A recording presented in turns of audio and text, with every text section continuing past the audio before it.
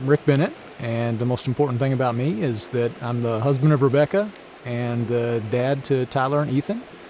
And this is one of our favorite spots.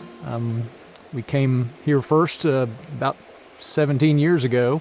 We discovered this spot, and we've been coming back ever since, almost like a pilgrimage.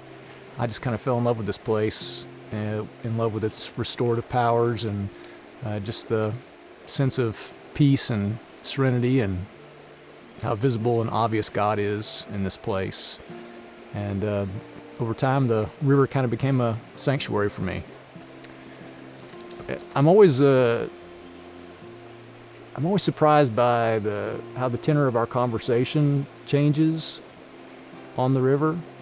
Oftentimes, we talk about deeper things with regard to our life together and our relationship and our family, but then sometimes we just kind of sit in this really full silence and just enjoy one another's company.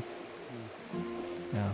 Before I accepted the call to be pastor of this church, what I did in Atlanta was, in part, to take groups of pastors on contemplative retreats, where I would structure significant amounts of silence.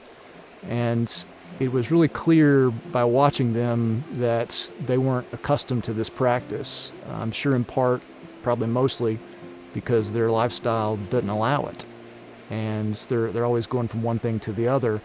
And I was shaped by a couple of authors, perhaps the most important being Henry Nouwen, who talks about the power of silence and solitude.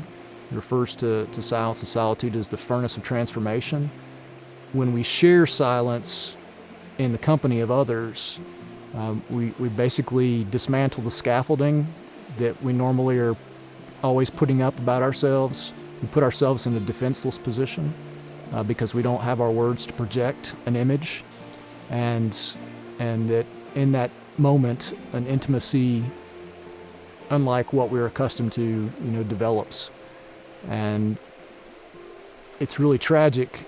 So many Christians, so many people of faith, simply because of the way our world is, have a lot of trouble being still enough, quiet enough, long enough to listen to what God's saying.